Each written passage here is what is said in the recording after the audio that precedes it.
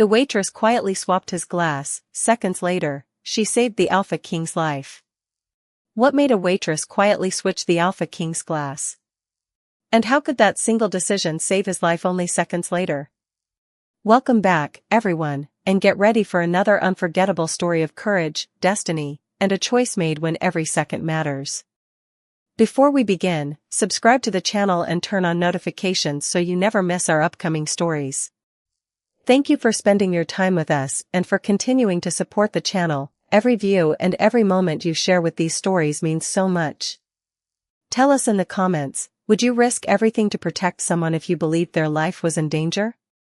Now, settle in as we return to a kingdom of wolves, where one quiet moment is about to change everything. Do not drink that.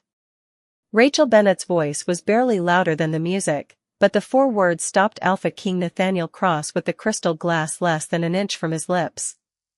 For one impossible second, the royal founder's banquet seemed to hold its breath with her. Nathaniel's gray eyes shifted from the glass to Rachel. Around him, more than 300 guests sat beneath towering chandeliers, surrounded by white roses, silver banners, and enough polished crystal to scatter the candlelight across every wall of Cross Palace. Rachel could feel people turning toward her. A waitress did not interrupt the king. And Omega certainly did not tell him what he could drink. "What did you say?" Nathaniel asked. His voice was calm. That somehow made her pulse beat harder. Rachel stared at the pale amber liquid. The scent she had noticed moments earlier still lingered beneath the wine's familiar sweetness. Faint. Strange. Wrong. "Please put the glass down, Your Majesty." A shocked whisper moved through the nearest tables. Banquet manager Harold Pierce appeared at Rachel's side. "Miss Bennett, step away from the table." She should have obeyed. Every rule she had learned since taking this job told her to lower her eyes, apologize, and disappear into the service corridor. Instead, she looked at Nathaniel's hand. The glass was still there. "Your Majesty," Harold said quickly, "I apologize." "She will be removed immediately." Nathaniel did not look away from Rachel.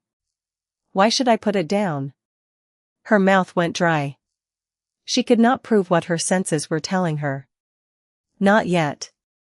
Across the ballroom, the temporary server who had poured the wine was moving toward the eastern doors. Too quickly. Rachel looked toward the nearest royal guard. Nearly 40 feet away. Then back to the glass. "There was no time. Because that is not the wine we prepared for your table." Nathaniel's expression sharpened. Rachel reached for a clean glass from her tray, placed it beside his plate, and carefully removed the one from his hand. The room erupted in whispers. 2 royal guards started toward her. "Rachel," Harold hissed, horrified. "What have you done?" She set the questionable glass apart from the others and stepped back with both hands visible. "Nobody touch it." Counselor Richard Caldwell rose from his seat. "Guards." His command carried across the room. "Detain her." Nathaniel lifted one hand. Everyone stopped. His attention remained on the glass Rachel had removed. "Captain Brooks." Ethan Brooks crossed the ballroom and approached the table. "Your Majesty." "Have that examined." Ethan nodded and signaled a palace physician waiting near the royal party. The physician did not taste the wine. He used a testing strip from a small field kit, dipped its edge into the liquid, and waited. Rachel watched the color change. So did Nathaniel. The physician's face became serious. "Your Majesty, this glass contains something that should not be there." The whispers vanished. Rachel felt the floor tilt beneath her. She had been right. Nathaniel slowly turned toward her. Before he could speak, Caldwell stepped into the silence. "And who was the last person seen handling the king's glass?" Every face turned toward Rachel. Her relief disappeared as quickly as it had come. "I switched it because I noticed something was wrong." Caldwell's eyes narrowed. "Or you switched it because you needed to remove it before anyone discovered what you had done." Rachel's fingers tightened around the edge of her tray. Nathaniel looked from Caldwell to her, his expression unreadable. Then Captain Brooks glanced toward the eastern doors.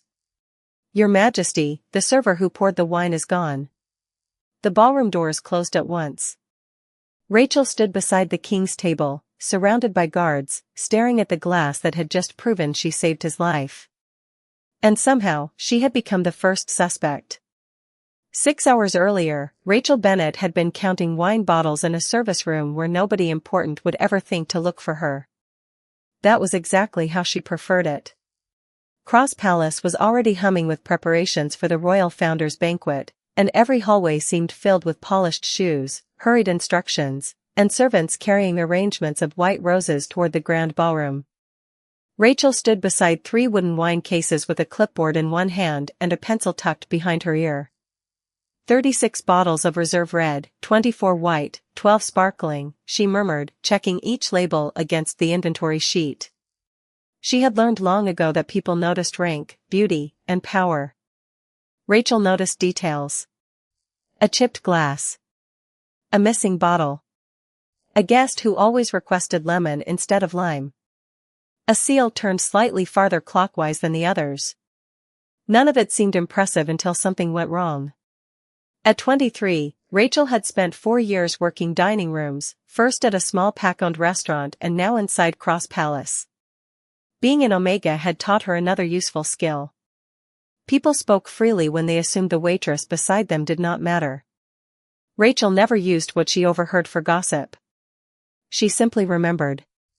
Bennett. Banquet manager Harold Pierce entered carrying a stack of seating charts. "Royal table is yours tonight." Rachel looked up. "Mine? Do not sound so terrified." "I was trying to sound surprised." Harold almost smiled. "Table 1 seats the king, his sister, senior council members, and their families. You know the service order better than anyone else." He handed her the chart. Rachel recognized several names immediately. Alpha King Nathaniel Cross. Madeline Cross. Counselor Richard Caldwell. Claire Caldwell. Her stomach tightened despite herself. "Anything else?" "Yes. Do not improvise." Harold pointed toward the inventory. "Every bottle for the royal table has already been inspected. Every glass has been counted. If anyone asks you to change something, you confirm it with me first." "Understood." "And Rachel?" She looked at him. "Tonight is not the night to prove how observant you are." That was an odd thing to say. "I did not know observation required permission." Harold gave her a warning look. "You know what I mean." Counselor Caldwell personally approved several temporary staff members. "Do not question people because you do not recognize them." Rachel glanced toward the service corridor, where unfamiliar workers were carrying linen boxes toward the ballroom. "How many temporary servers?" 8. Rachel looked at her staffing sheet. "There are 7 names here." Harold paused. He took the page, counted quickly, and frowned. Then administration missed one. "Should we confirm?" "I will handle it." His answer came too quickly. Rachel nodded and returned to the bottles, but the missing name stayed in her mind. By late afternoon, the ballroom had transformed. Chandeliers glowed above silver-trimmed tables. Crystal glasses stood in perfect lines. Beyond the 20-foot windows, early snow drifted across the palace grounds. Rachel walked table 1 one final time. 6 place settings. 6 water glasses. 6 wine glasses. Every stem flawless except the king's, which had a tiny chip near the base, almost invisible unless the light caught it. She considered replacing it, then stopped. The chip was harmless and useful. It made that glass unmistakable. "Everything ready?" Harold called. "Yes." Music began beyond the doors. Guests were arriving. Rachel straightened her black uniform and touched the small silver Omega pin beneath her collar. Then she saw a man she had never seen before enter through the service doorway carrying a wooden wine case. He wore the correct palace uniform. He moved like he knew exactly where he was going. Rachel looked at her staffing sheet again. 7 names. 8 temporary servers. She raised her eyes. The stranger was heading directly toward table 1. The stranger reached table 1 before Rachel could decide whether stopping him would count as observation or insubordination. He set the wooden case beside the service station and began arranging bottles with the calm efficiency of someone who expected to belong there. Rachel moved closer, pretending to straighten folded napkins. "Which station are you assigned to?" she asked quietly. The man glanced at her. He appeared to be in his early 30s, clean-cut, ordinary enough to disappear into a room full of black uniforms. "Royal table." Rachel kept her expression neutral. "That is my station." "Special wine service." He tapped the case. "Council authorization." There it was again. "Council." Rachel looked toward Harold, but he was across the ballroom speaking with the musicians. "Who signed the authorization?" The stranger gave her a thin smile. "Ask your manager." Then he lifted the case and moved toward the private service alcove. Rachel watched him go. Maybe Harold had been right. Maybe administration had simply forgotten a name. Still, something bothered her. Not enough to accuse anyone. Just enough to remember. A trumpet sounded from the entrance hall. Every servant immediately moved to position. The ballroom doors opened, and conversation softened as the royal party entered. Rachel had seen Nathaniel Cross only in official portraits and televised addresses displayed in public gathering halls. In person, he seemed less polished and more formidable. He was a white man in his early 30s, tall and broad-shouldered, with dark brown hair and gray eyes that moved across the ballroom as though he noticed far more than anyone expected. He wore a black formal jacket without unnecessary decoration, except for the silver cross crest at his collar. His younger sister, Madeline, walked beside him in a deep blue gown. Behind them came Councillor Richard Caldwell and his daughter Claire. Rachel lowered her gaze with the other servants. "Welcome home, Your Majesty," Caldwell said. "It is good to see the palace survived without me," Nathaniel replied. A few guests laughed carefully. Rachel almost smiled. The terrifying king from servant gossip apparently possessed a sense of humor. The royal party reached table 1. Rachel stepped forward to pour water. Her hands remained steady until Nathaniel looked directly at her. "You checked that glass 3 times, he said. Rachel blinked. "Your Majesty?" He nodded toward his place setting. "The one in front of me." She looked at the tiny chip near the base. "There is a small imperfection in the stem. Should I be concerned?" "No, Your Majesty. It is cosmetic." His eyes held hers for a moment. "Then why keep checking it?" Rachel considered pretending she had not. "Because if it changes, I will know." Madeline smiled from the next seat. Caldwell did not. "The palace trains its waitresses thoroughly," he said. Rachel heard the dismissal beneath the compliment. Nathaniel seemed to hear it too. Apparently. Rachel moved to the next place setting. Claire Caldwell watched her with open curiosity. "You are an Omega, are you not?" Rachel touched the silver pin beneath her collar. "Yes, ma'am." "And they assigned you to the king's table?" "I assigned her," Harold said, arriving behind Rachel. Claire smiled without warmth. "How progressive." Rachel lowered her eyes and continued working. She had heard sharper comments. Words were easy to survive. Details mattered more. As she stepped toward the service alcove, she noticed the stranger again.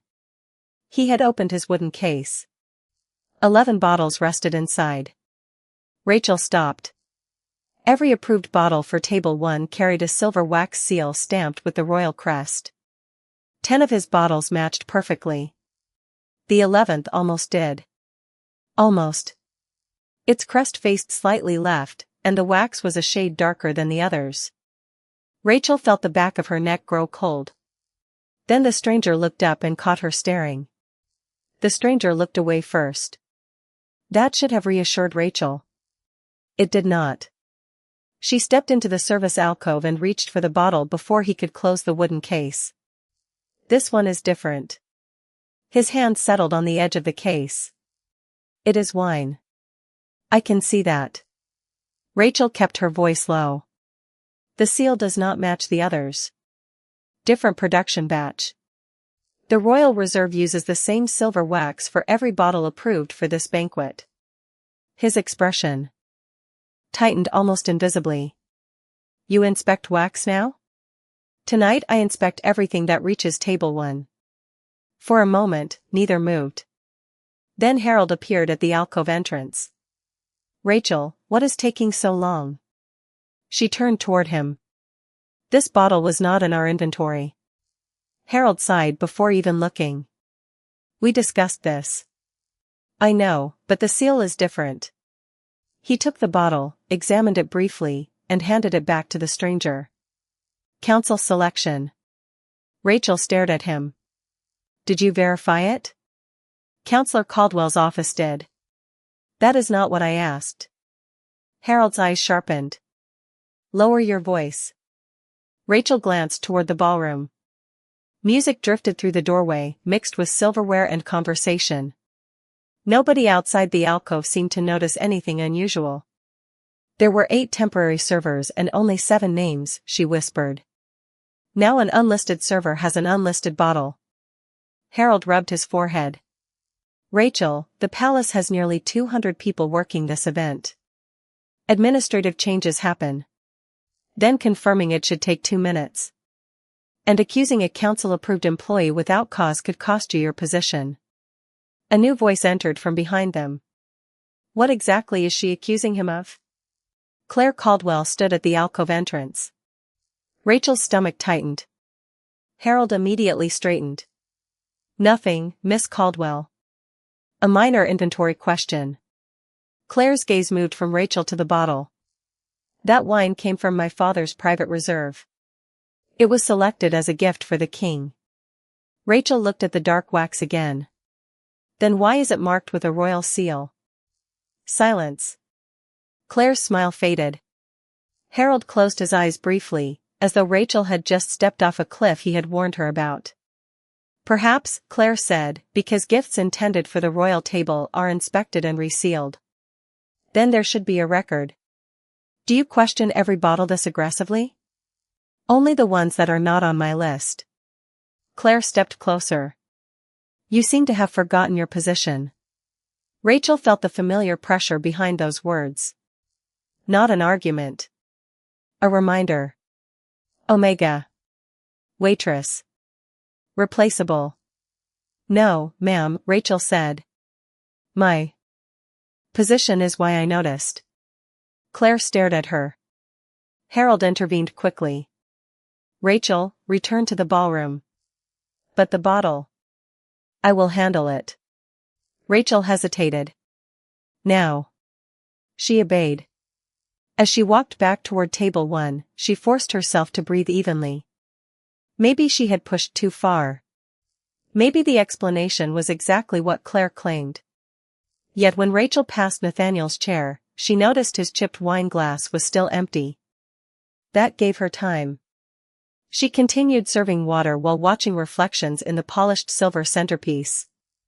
10 minutes later, the stranger emerged from the alcove carrying the questionable bottle. Rachel looked toward Harold. He was speaking with Claire. Neither stopped the man. Rachel's pulse quickened.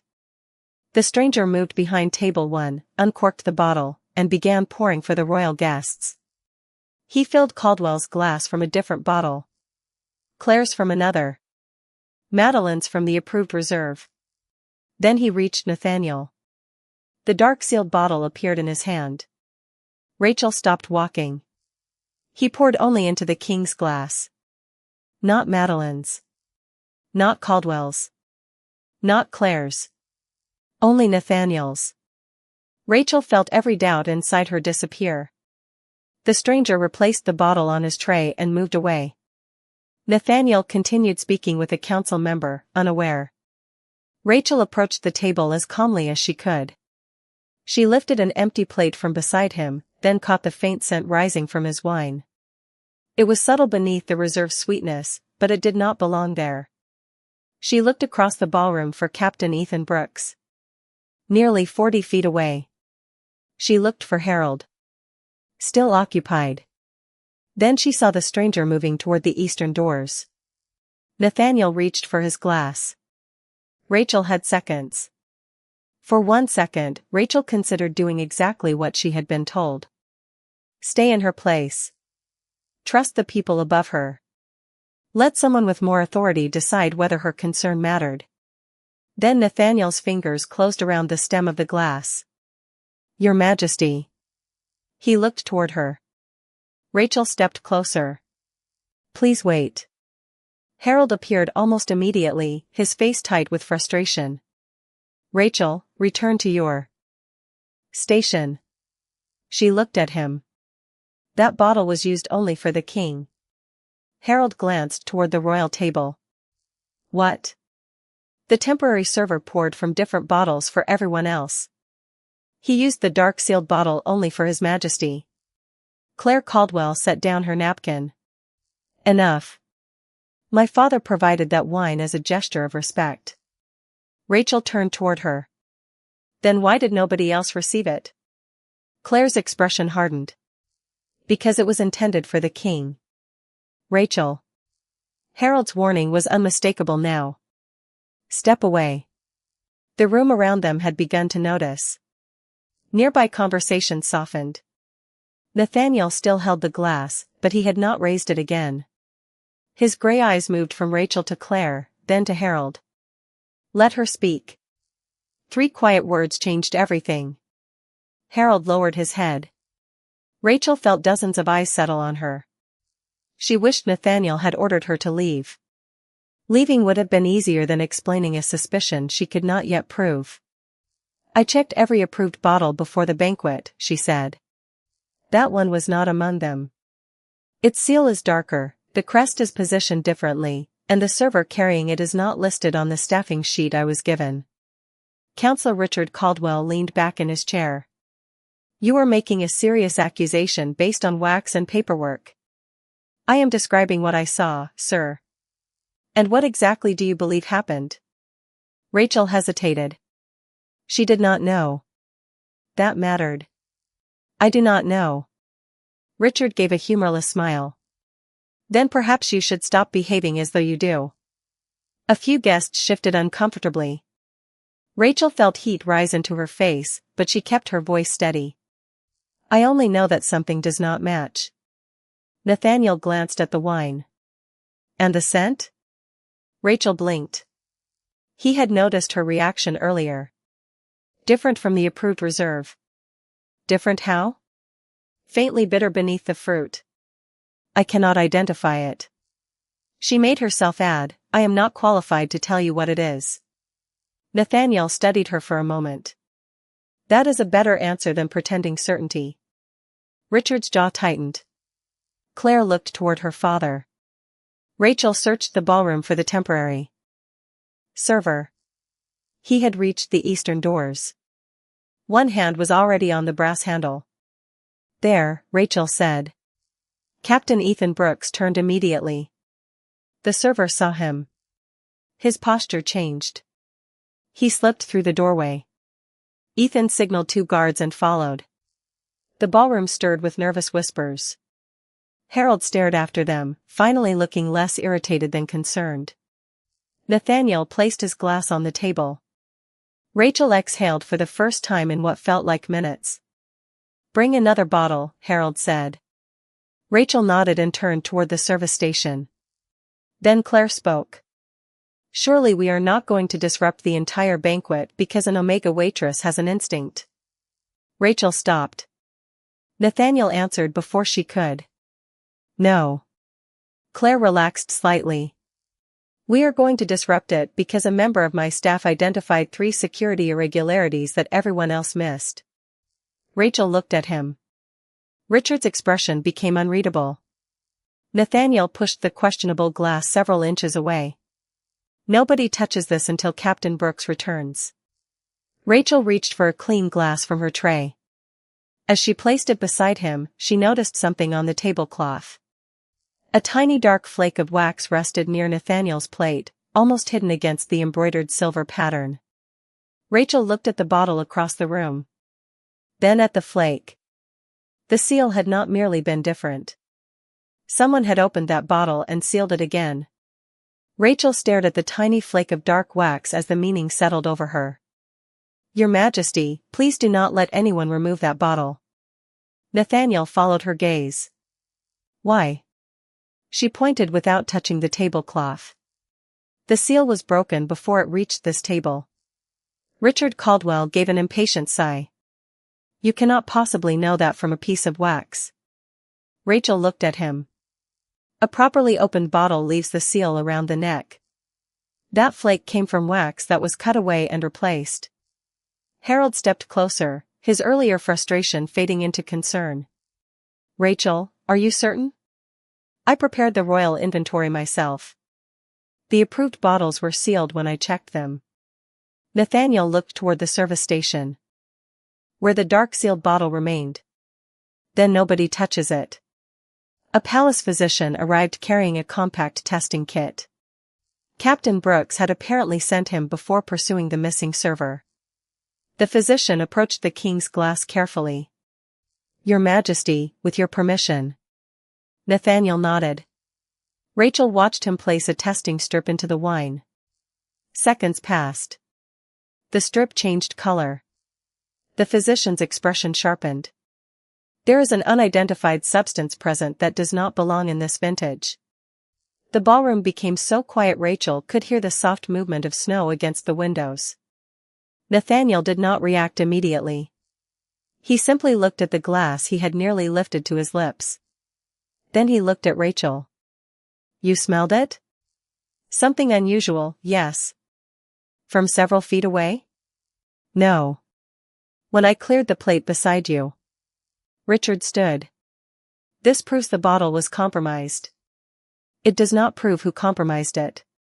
Rachel felt the shift before anyone spoke. The attention in the room moved from the wine to her. Claire folded her hands on the table. "My father is right. Miss Bennet was close enough to smell the glass. She was also close enough to alter it." Harold turned toward Claire. "She reported the bottle before it was opened." "According to her." Rachel's chest tightened. She looked toward Nathaniel. His face remained controlled. "Rachel," he said, "where were you during the final 30 minutes before guests entered?" "In the ballroom and service corridor." "Was your personal locker unattended?" The question confused her. "Yes. All staff lockers are downstairs." Richard's gaze shifted toward one of the guards. "Then perhaps security should inspect it." Rachel understood immediately. "Why my locker?" "Because you are the person making the accusation. And the person who stopped him from drinking." Richard smiled without warmth. "Those facts are not mutually exclusive." Nathaniel raised one hand before Rachel could answer. "Captain Brooks will conduct any search. No one from the council will touch staff property." Richard's expression tightened. Nathaniel turned to Harold. "How many people had access to the service corridor?" "At least 40, Your Majesty." "Then 40 people remain possibilities until evidence says otherwise." Rachel felt some of the pressure ease from her lungs. He was not declaring her innocent. But he was not allowing rank to declare her guilty either. The eastern doors opened suddenly. Ethan Brooks returned alone. "The server reached the lower corridor before we could stop him. We found his jacket near a staff exit. The gate guards are searching the grounds." "Identification?" Nathaniel asked. "None yet. But we found this inside the jacket." Ethan held up a temporary service badge. Harold stepped forward. "That badge should have a staff number." "It does." Ethan's eyes moved to Rachel. "The number belongs to Rachel Bennet." The room seemed to tilt. Rachel stared at him. "That is impossible." Claire inhaled softly. Richard said nothing. Nathaniel's gray eyes sharpened. Search Miss Bennet's locker. Rachel swallowed. Your Majesty, someone is using my identity. Then the search may prove it. Minutes later, a guard returned carrying a small clear vial sealed inside an evidence pouch. Rachel stopped breathing. Found in the back of her locker, he said. Harold looked stunned. Claire slowly turned toward Nathaniel. How many coincidences does an Omega waitress receive before we call them evidence? Rachel barely heard her. She was staring at the vial. Someone had known exactly where she worked. Someone had known her employee number. Someone had known which locker belonged to her. Nathaniel rose from his chair. Every person in the ballroom fell silent. He looked at Rachel for a long moment. Miss Bennet, you are coming with me. Richard stood. Your Majesty, she should be detained. Nathaniel's gaze turned cold. I said she is coming with me. Then he looked back at Rachel. You noticed the wrong bottle before anyone else. Now I need you to tell me who had enough access to make you look guilty. The king did not take Rachel to a cell. That frightened her more than iron bars would have. Nathaniel led her through a quiet corridor into a private council room where a fire burned low beneath a carved stone mantel. Captain Ethan Brooks entered behind them and closed the door. Rachel remained standing. Her hands felt cold despite the warmth of the room. Somewhere downstairs, a vial had been found in her locker, a stranger had carried a badge bearing her employee number, and an entire ballroom had watched suspicion settle over her like a second uniform. Nathaniel crossed to a long table. Sit. Rachel hesitated. Am I under arrest? Not yet. That is not very comforting. Ethan glanced at her, almost surprised. Nathaniel simply pulled out a chair. Good. Comfort would make you careless. Rachel sat. Nathaniel remained across from her. Start 6 hours before the banquet. Tell me everything you noticed. Do not decide what matters. I will decide that. Rachel closed her eyes for a moment. 36 bottles of reserve red, 24 white, 12 sparkling. Ethan frowned. You remember the inventory exactly? Yes. She continued. 7 temporary staff names on the sheet. 8 temporary servers in the palace. Harold's warning not to question council-approved workers. The stranger carrying the wooden case. 11 bottles. 10 correct seals. 1 darker seal with the crest slightly misaligned. Claire saying the bottle came from her father's private reserve. The stranger pouring from different bottles for everyone except Nathaniel. The unfamiliar scent. The dark wax flake. Nathaniel interrupted only once. You said my wine glass had a chip. Near the base of the stem. How large? Rachel held her fingers close together. Maybe 1/16 of an inch. Ethan stared at her. You memorized a chip that small? I did not memorize it on purpose. I noticed it. Nathaniel left the room without explanation. Rachel looked at Ethan. Did I say something wrong? With him, silence usually means he is thinking. That is reassuring. It was not intended to be. Nathaniel returned carrying a tray covered by a white cloth. He set it before Rachel and removed the cloth. 6 nearly identical crystal wine glasses stood in a row. Which one was mine? Rachel stared at him. Is this necessary? Very. She leaned closer without touching them. All 6 reflected the firelight. Same height. Same pattern. Same narrow stem. Then she saw it. Third. From the left. A tiny interruption near the base. That one. Nathaniel picked it up and examined the stem. Ethan stepped closer. She is right. Rachel sat back. Nathaniel's expression changed almost imperceptibly. Not trust. Not yet. But doubt was no longer aimed only at her. Someone copied your employee number, he said. Someone accessed your locker. Someone expected evidence to point toward you after I drank from that glass. Rachel's stomach tightened. Then they chose me before the banquet started. Possibly. Why? Nathaniel met her eyes. Because if an Omega waitress were accused of threatening the king, how many people in that ballroom would question the story? Rachel thought of Claire's expression. Richard's calm certainty.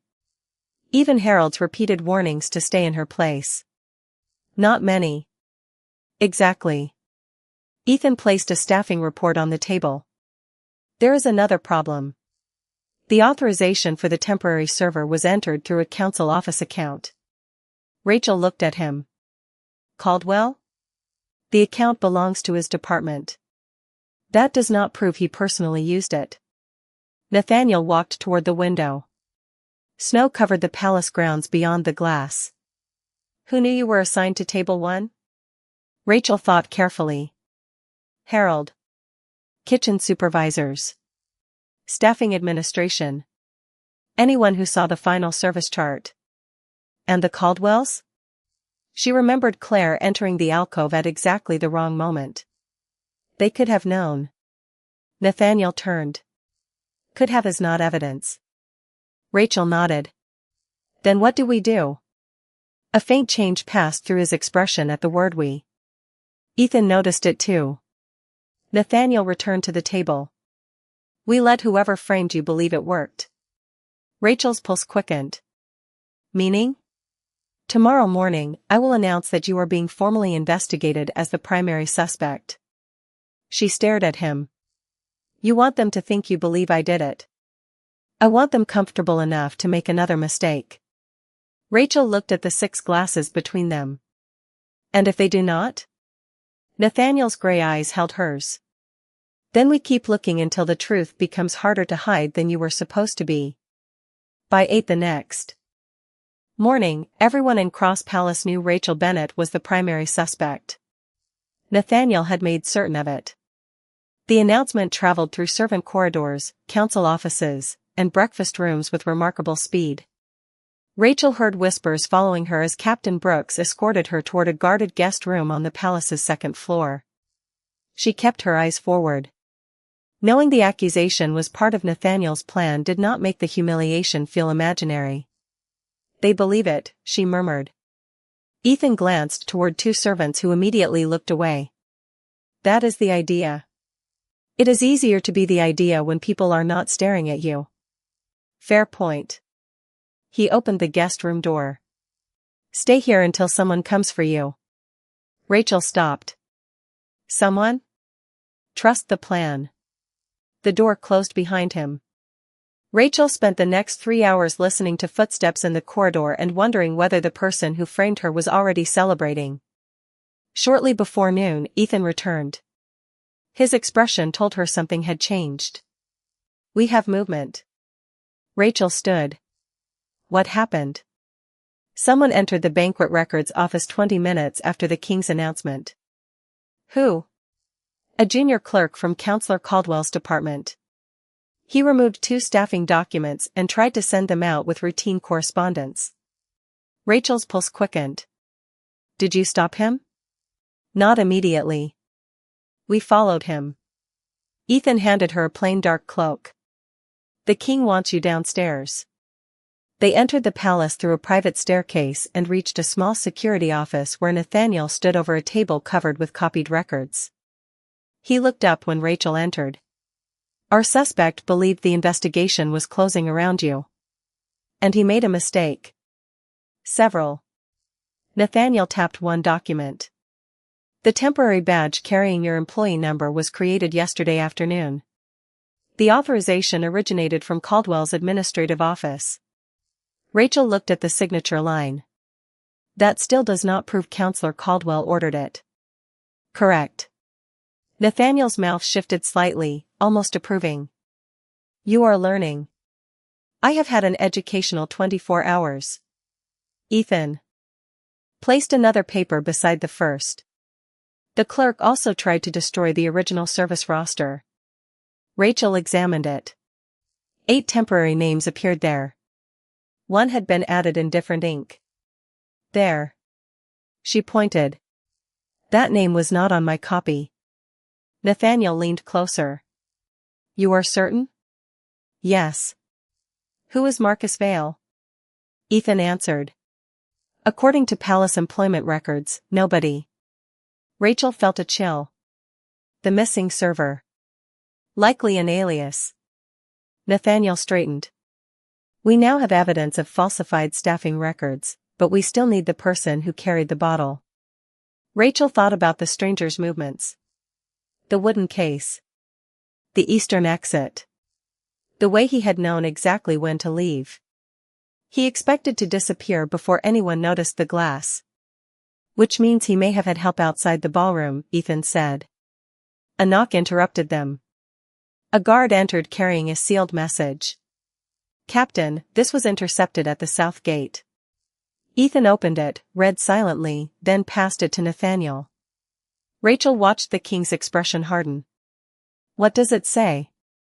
Nathaniel placed the message on the table. Someone is ordering Marcus Vale to leave the kingdom before tonight. Rachel stared at the handwriting. Something about it tugged at her memory. I have seen that before. Ethan looked at her. Where? She closed her eyes, searching through yesterday's details. Menus. Inventory sheets. Seating cards. Then she remembered Claire entering the service alcove and placing a handwritten note beside Harold while they spoke. Claire Caldwell. Nathaniel's gaze sharpened. You recognize her handwriting? I recognize the way she writes capital letters. She makes the C with a long lower curve. Ethan examined the message. That is useful, but handwriting alone will not hold. Rachel nodded, then noticed the paper itself. A faint silver watermark showed beneath the candlelight. Her breath caught. Wait. She lifted the corner. This paper came from the Royal Council stationery cabinet. Nathaniel stepped closer. How do you know? Because banquet seating changes were delivered on the same paper yesterday. Ethan looked toward the king. Nathaniel's expression became very still. Then whoever sent this message had access to the council wing today. Rachel felt the pieces moving closer together. Nathaniel folded the note. We do not stop the message. Ethan understood immediately. We let it reach him. Rachel looked between them. And follow whoever comes to collect him. Nathaniel met her eyes. Exactly. Then a second guard rushed into the room. Your Majesty, Councillor Caldwell has called an emergency council meeting. Nathaniel frowned. For what purpose? The guard hesitated. He says he has new evidence proving Rachel Bennett acted alone. Rachel stared at Nathaniel. The trap had worked. But someone had just set another one. The emergency council meeting began without Rachel. That was Nathaniel's decision. She waited with Ethan in the narrow security passage behind the council chamber, close enough to hear voices through the carved wooden door but hidden from everyone inside. If Caldwell believes I acted alone, why call the council now? She whispered. Ethan kept his eyes on the corridor. Because an accusation becomes harder to question once powerful people repeat it. Rachel understood that too well. Inside, Richard Caldwell's voice carried clearly. Your Majesty, we found financial records showing Miss Bennett received an unexplained payment 3 days ago. Rachel's stomach dropped. Nathaniel answered calmly. How much? $5,000. Rachel looked at Ethan. I have never had $5,000. I know. How? We checked. Inside the chamber, Richard continued. The transfer originated from an account connected to a rival Northern pack. Combined with the vial discovered in her locker and the false badge carrying her employee number, the conclusion is difficult to ignore. Nathaniel was silent long enough to make Rachel nervous. Then he asked, when did you obtain this record? This morning. From whom? Another pause. A confidential source. Rachel closed her eyes. There it was again. Evidence arriving exactly when someone needed it. Ethan leaned closer to the door. Nathaniel's voice remained even. Then we will verify it before judgment. Richard objected immediately. Delay creates unnecessary risk. Truth survives verification. Rachel almost smiled. A guard approached quietly from the far corridor and handed Ethan a folded note. Ethan read it, and his expression changed. They found Marcus Vale, he whispered. Rachel's pulse jumped. Where? An abandoned hunting lodge 9 miles east of the palace. Our men followed the courier. Did they take him? Ethan shook his head. Not yet.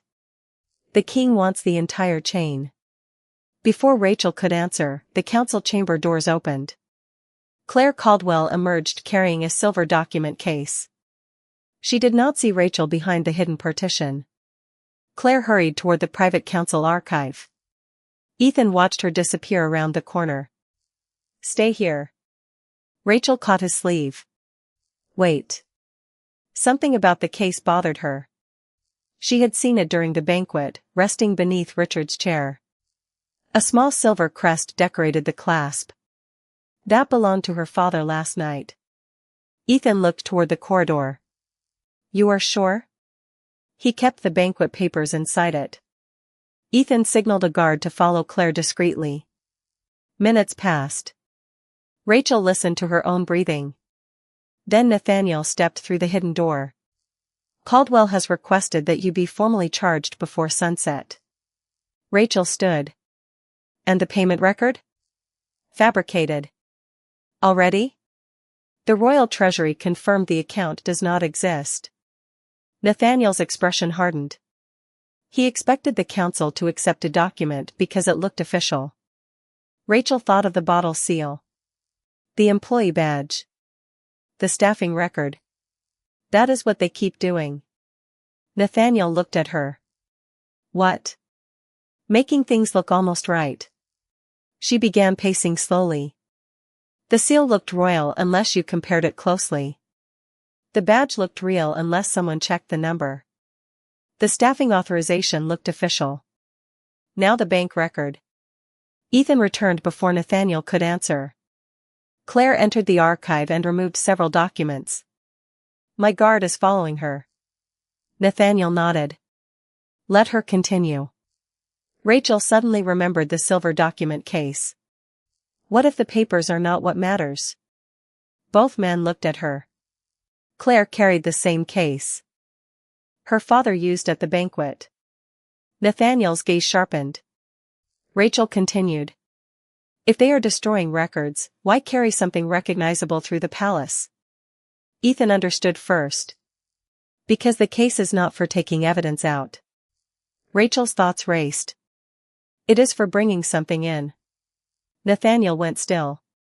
At that moment, the council chamber doors opened again and Richard called for him. Your Majesty, the witnesses are ready. Nathaniel looked toward Ethan. Follow Claire. Then he turned to Rachel. You stay with me. You said I was supposed to remain hidden. That changed. They entered the council chamber together. Every face turned toward Rachel. Richard's expression froze for half a second before recovering. Why is she here? Nathaniel took his seat. Because you are accusing her. Richard slowly smiled. Then perhaps she can explain this. He placed another sealed document on the table. Rachel barely looked at the paper. Her attention had moved to the crystal decanter beside the witness chair. Dark silver wax circled its neck. The crest leaned slightly left. Rachel stopped breathing. Your Majesty, she whispered. Nathaniel followed her gaze. What is it? Rachel stared at the decanter. They are doing it again. Nobody touches that decanter. Rachel's voice cut through the council chamber before she remembered that every person at the table outranked her. The witness seated beside the crystal decanter pulled his hand away from the glass in front of him. Richard Caldwell's expression tightened. This is becoming absurd. Nathaniel did not look at him. His attention remained on Rachel. What did you notice? She moved closer without touching anything. The wax. Same darker color. Same misaligned crest as the bottle from last night. Richard rose. A decorative seal is hardly evidence of anything. Rachel looked toward the witness, an older council clerk named Samuel Price. She remembered seeing his name among the administrative records Ethan had shown her. Was that decanter already here when you entered? Samuel nodded uncertainly. Yes. I was told refreshments had been prepared for witnesses. By whom? I do not know. Nathaniel. Stood. Then nobody drinks from it. He signaled a guard. Bring the palace physician. Richard's frustration sharpened. Your Majesty, we are supposed to be examining the evidence against Miss Bennet. We are. Nathaniel's gaze moved to the decanter. She just found more. Rachel felt the room shift. Yesterday, her observations had been treated like inconveniences. Now the Alpha King was making powerful men wait because she had noticed a fraction of an inch in a wax seal. Samuel looked increasingly uneasy. Your Majesty, there is something I should tell you. Richard turned toward him. Mr. Price, you were summoned to verify financial records, nothing more. Nathaniel's eyes hardened. He will decide what he says. Samuel swallowed.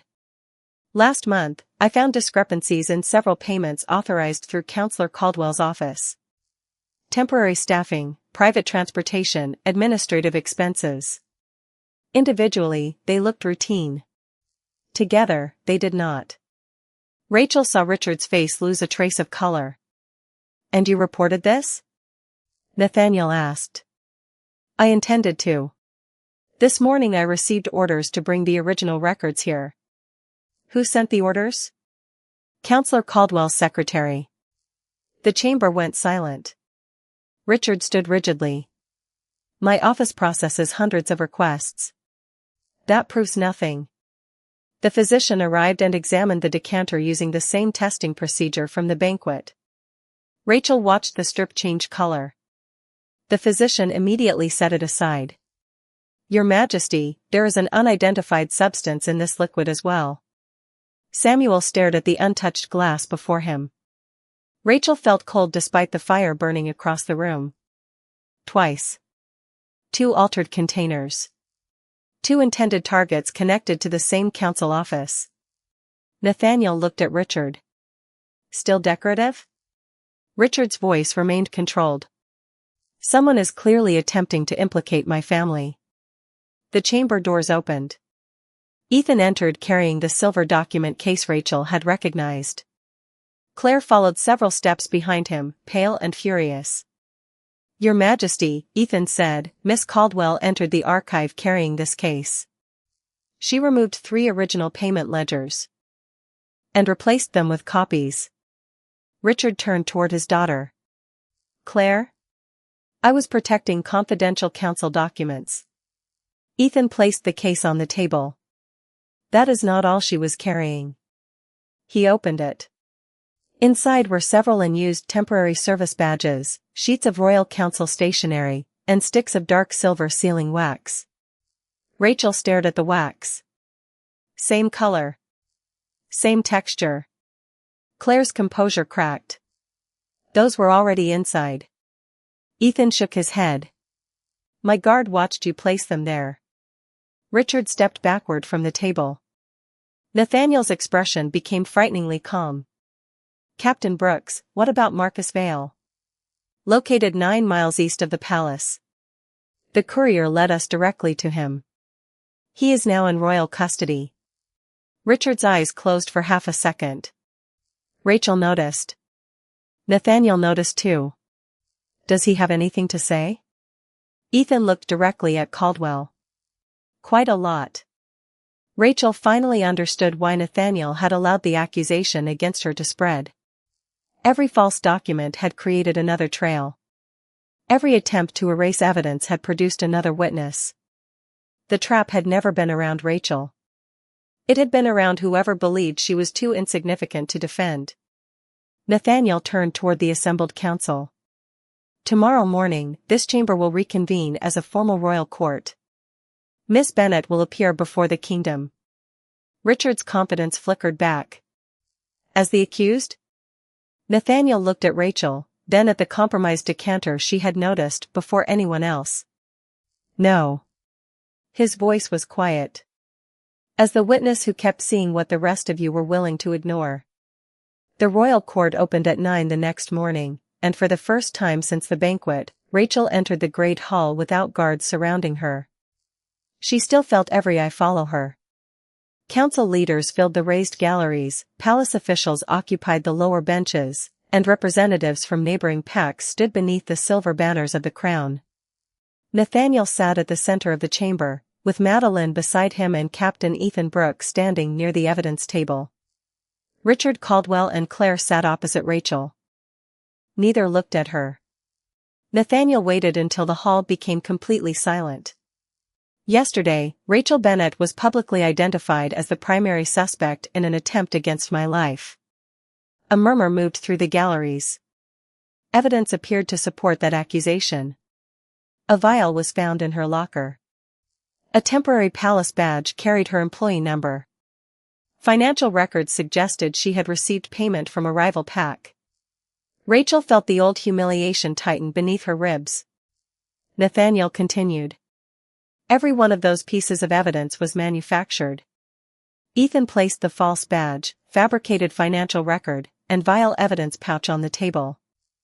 The employee badge was created through an administrative account controlled by Counselor Caldwell's department, Nathaniel said. The supposed payment came from an account that does not exist. The staffing roster was altered after Miss Bennet received her copy. Richard stood.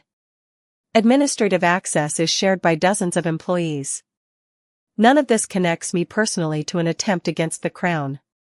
Correct, Nathaniel said. Richard seemed surprised by the agreement. Which is why we kept investigating. Ethan opened the silver document case recovered from Claire. Dark sealing wax and used temporary badges, and royal stationery were displayed before the court. Claire's face tightened. Those materials could have been planted. That possibility was examined, Ethan said. 2 guards witnessed you remove original ledgers from the archive and replace them with copies. The originals were recovered from this case. Richard looked toward his daughter. Rachel saw something pass between them. Not affection. Warning. Nathaniel noticed it too. Bring in Marcus Vale. The rear doors opened. The temporary server entered between 2 royal guards. Rachel recognized him immediately. His eyes found hers and dropped. Nathaniel spoke. State your actual name. Michael Turner, Your Majesty. Who hired you? Michael swallowed.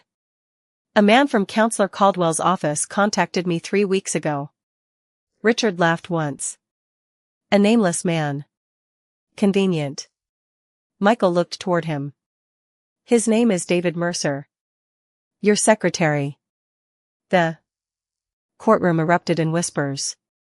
Nathaniel raised one hand, and silence returned. What were you instructed to do? Use the temporary badge. Carry the altered bottle into the banquet. Pour only for the king. Leave through the eastern service exit. Rachel's hands grew cold. Hearing the plan spoken aloud felt different from reconstructing it from clues. And Rachel Bennet? Nathaniel asked. Michael hesitated. I was given her employee number before the banquet. I was told evidence would be placed in her locker. If anything went wrong, suspicion was supposed to fall on her. Several people in the galleries turned toward Rachel. She did not lower her eyes. Richard stood again. The testimony of a hired criminal cannot establish who gave the final order. No, Nathaniel said. But Samuel Price can establish motive. Samuel entered carrying copies of the payment records Rachel had nearly watched disappear. He explained the unexplained expenditures, false staffing payments, and private transfers hidden through Caldwell's office.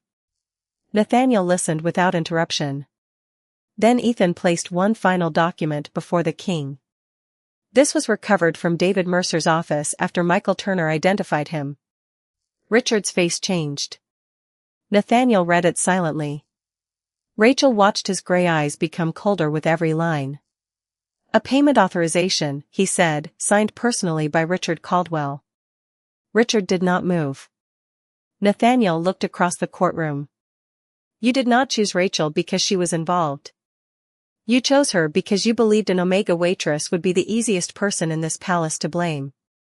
The words settled over the room. Rachel felt something inside her loosen. Richard had built his plan around her invisibility. Now hundreds of people were watching him answer for it. Nathaniel rose. "Counselor Caldwell, your authority is suspended immediately pending final judgment. Claire Caldwell, your access to royal offices is revoked. Every official involved will face an independent hearing." Richard stared at him. "You would dismantle years of political order because a waitress noticed a glass?" Nathaniel's gaze moved to Rachel.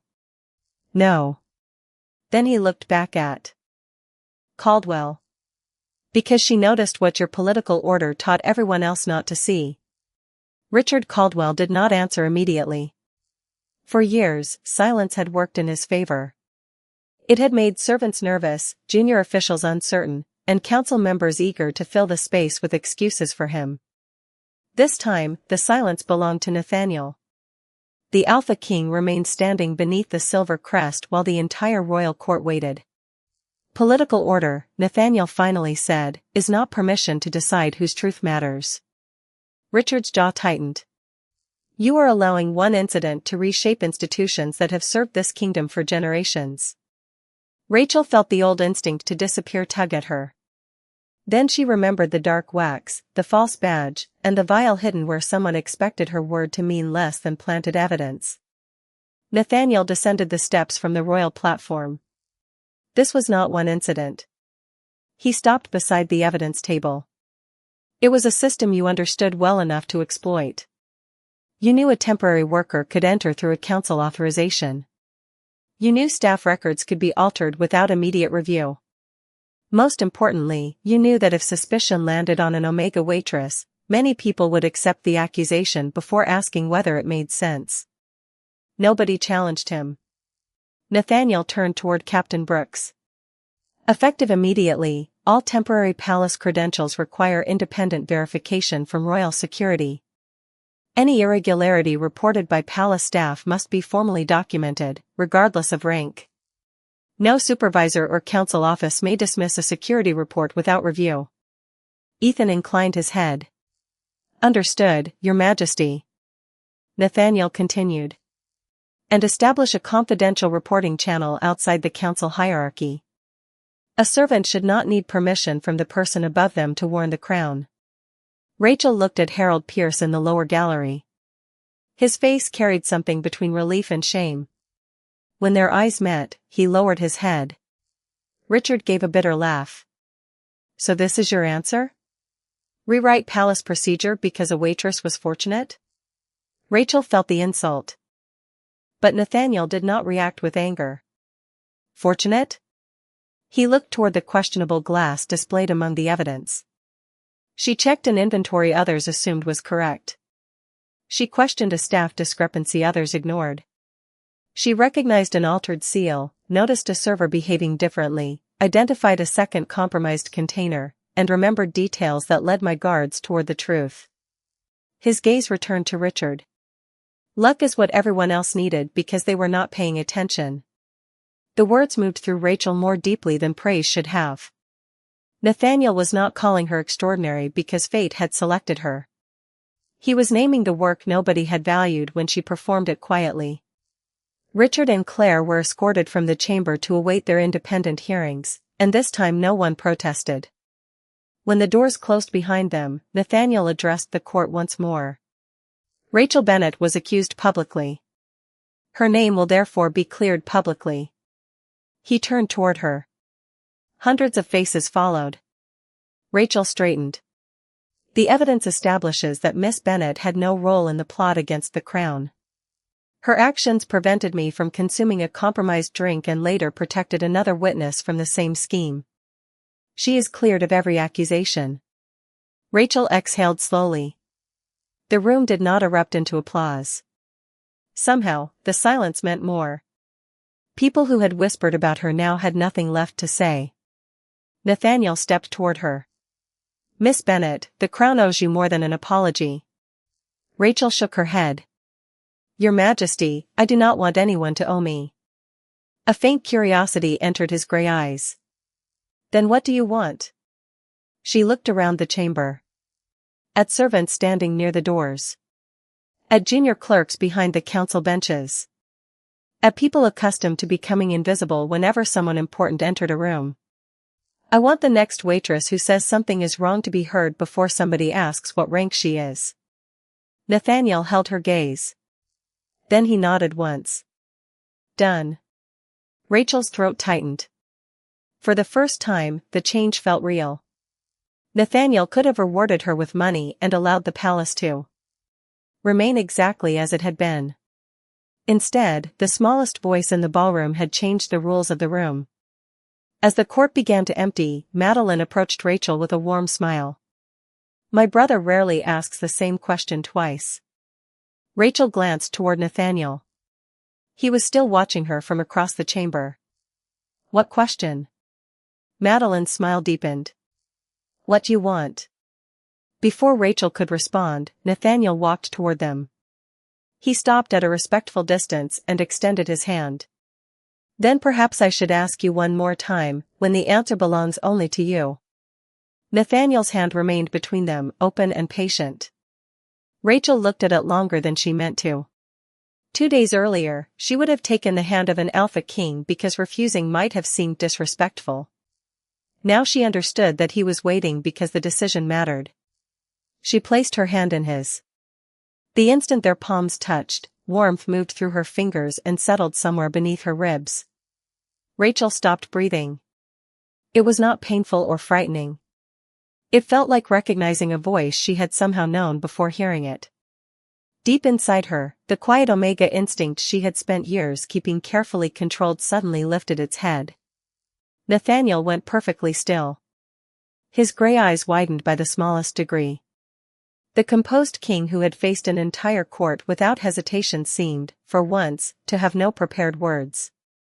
Rachel felt an answering presence from him, powerful but restrained, as though his wolf had recognized something before the man had allowed himself to name it. Mate. The word came without sound.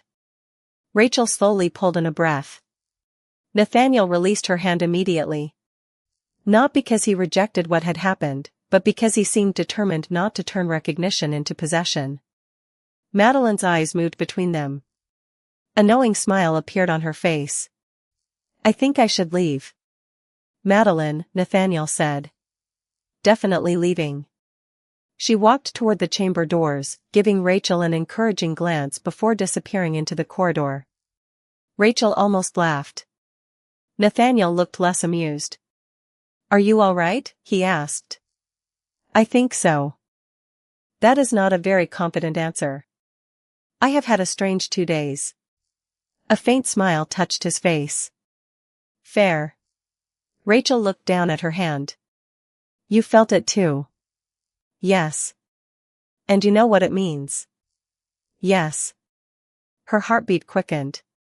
Every story Rachel had heard about fated bonds made them sound absolute, as though destiny arrived with instructions and everyone simply obeyed. Nathaniel seemed to read the uncertainty in her expression. Nothing changes unless you want it to. She looked up. I thought alpha kings were supposed to be more dramatic about finding their mate. Would you prefer dramatic? No. Good. Neither would I. This time she did laugh, softly.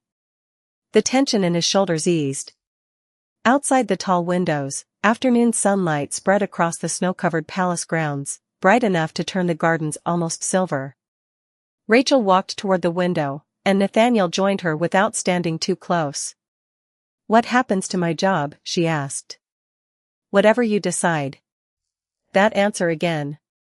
You seem to dislike people making decisions for you. I have had enough practice with it. Nathaniel nodded.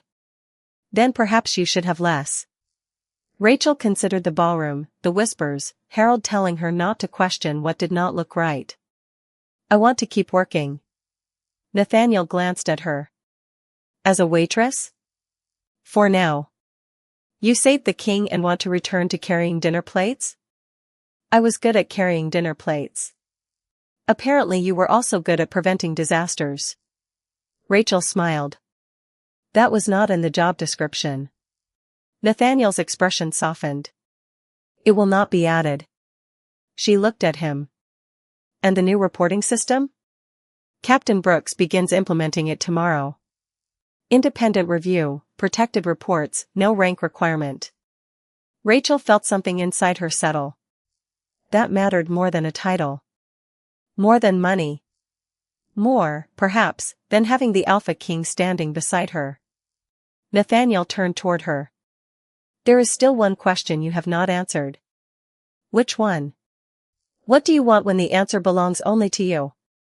Rachel studied him. Not the crown. Not the alpha authority that made rooms fall silent. The man who had listened when everyone else wanted certainty, who had investigated before judging, and who had discovered a mate bond without treating it like ownership. I want time, she said. To know you without a banquet, an investigation, or an entire council watching us. Nathaniel smiled. I can arrange that. Can you? I am told I have some influence around here. Rachel shook her head, smiling despite herself. He hesitated, suddenly almost uncertain. May I see you again when neither of us is trying to save a kingdom? Rachel remembered the glass in his hand and the 4 words that had changed everything. She had stepped forward because something was wrong, not because she expected destiny to reward her. Now destiny stood beside her and, for once, demanded nothing. Yes, she said. Nathaniel offered his hand again. This time Rachel took it without hesitation. And somewhere beyond the palace windows, beneath a clearing winter sky, the kingdom continued exactly as before, except that from that day forward, when the quietest person in the room said something was wrong, people finally learned to listen.